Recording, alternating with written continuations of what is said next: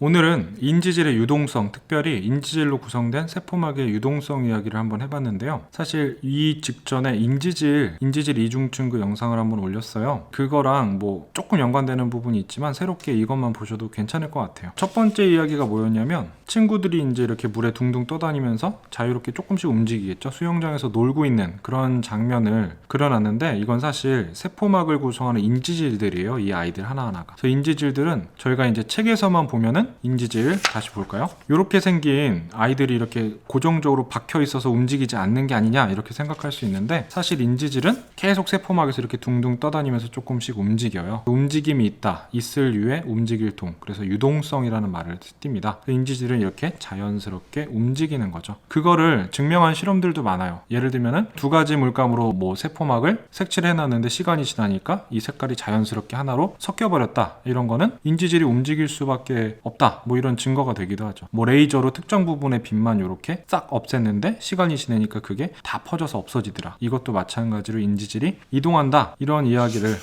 증명할 수 있는 실험들이 있습니다.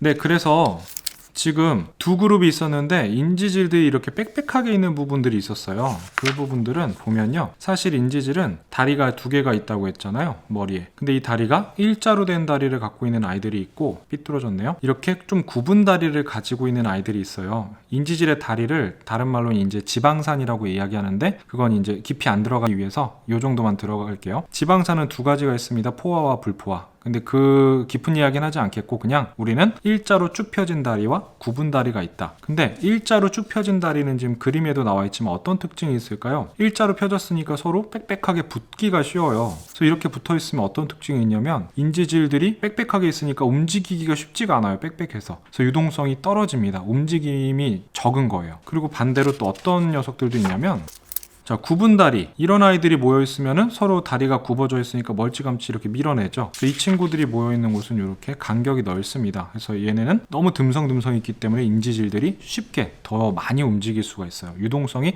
크다라고 볼 수가 있죠. 그런데 저희가 세포막은 여러 가지 면에서 그 유동성이 너무 잘 움직여도 문제고 너무 덜 움직여도 문제예요. 뭐 물질 교환이라든지 여러 가지 면에서요. 그래서 이걸 적절하게 유지할 필요가 있는데, 그래서 동물이나 뭐 세균도 마찬가지고 이 다리가 일자인 녀석들과 이 굽은 녀석들의 비율을 계절이라든지 환경의 변화에 따라서 이렇게 변화를 시키기도 합니다. 네.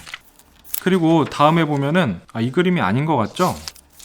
네, 이 그림이 먼저인데 지금 튜브를 가지고 논다고 했는데 사실 보면 인지질 세포막에는 인지질만 있는 것이 아니고 겉이 아니고 빨간색으로 지금 그려놓은 게 있는데 이게 단백질이에요. 그래서 막에 있는 단백질이다 그래서 막단백질이라고 얘기를 하는데, 뭐 박혀있는 아이들도 있고 반만 이렇게 들어가기도 하고 표면에 붙어있기도 하고, 아무튼 단백질이 인지질 막에 들어가가지고 같이 둥둥둥 떠다니는 거예요. 그거를 이렇게 표현을 해봤습니다. 튜브가 단백질에 해당하겠죠. 주고받으면서 아이들도 움직이고 그거에 따라서 튜브도 계속 움직이고, 이게 어떤 세포막의 실제 모습이죠. 그래서 이걸 또 뭐라고도 말을 하냐면 유동 모자이크 막 구조다 이렇게 얘기도 합니다. 움직임이 있는 모자이크, 이런 그림 같은, 그래서 그렇게 이야기를 하기도 합니다. 네, 그래서 튜브 넘기기 게임을 한다고 했는데 이거는 유동성에 대한 얘기를 해본 거예요. 단백질이라고 했는데 일자 다리를 가진 인지질들만 너무 많이 붙어있는 구역은 인지질 자체가 잘 못 움직이죠. 너무 빽빽하게 있어서. 그러면 그쪽은 막에 움직임이 거의 없는 거예요. 그럼 단백질도 마찬가지로 잘 못 움직이겠죠. 이런 부분이 있는 반면에 굽은 다리, 여기 그리진 않았지만 얘는 이렇게 다리를 뻗치고 있겠죠. 그러면 간격이 너무 넓으니까 여긴 너무 활발한 거예요. 그래서 세포막의 어떤 안정성이 떨어질 수도 있고 너무 와해되려고 할 수도 있고, 그런 또 나름의 문제가 있는 거죠. 자, 그래서 지금 진행 요원이 들어가는 컷이 있었는데 너무 좁은 데는 사이에 쏙 들어가서 비켜라고 해서 좀 간격을 넓혔죠. 실제로 이런 일자 다리를 가진 인지질들이 너무 붙어 있으면 우리 몸은 콜레스테롤은 스테로이드 계열에 속하는 어떤 지질인데요. 이게 중간에 들어가서 아이들을 조금 벌려놓은 역할을 할 수도 있어요. 그래서 이 진행 요원은 콜레스테롤이라고 볼 수가 있습니다. 그럼 이렇게 벌려놓는 역할만 하느냐? 그런 것은 아니에요. 보면은 너무 넓은 데는 어떻게 했죠? 진행 요원이 두 인지질을 끌어당겼죠.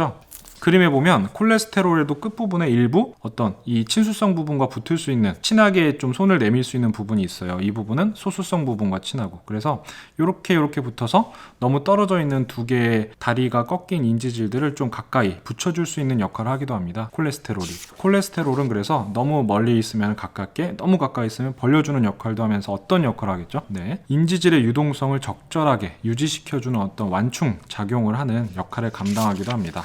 네, 이거 첫 그림이죠. 그래서 오늘은 인지질의 유동성 이야기를 그냥 간단하게 해봤는데요. 정리하자면 인지질은 가만히 고정적으로 너무 팍 박혀있는 게 아니라 움직임이 있다. 그에 따라서 거기 있는 단백질들도 같이 움직일 수 있고, 그런데 보면은 일자다리만 갖고 있는 애들이 있고 조금 굽은 다리를 가진 애들도 있는데, 일자다리는 차곡차곡 빽빽하게 쓸 수 있으니까 움직임이 너무 둔해진다.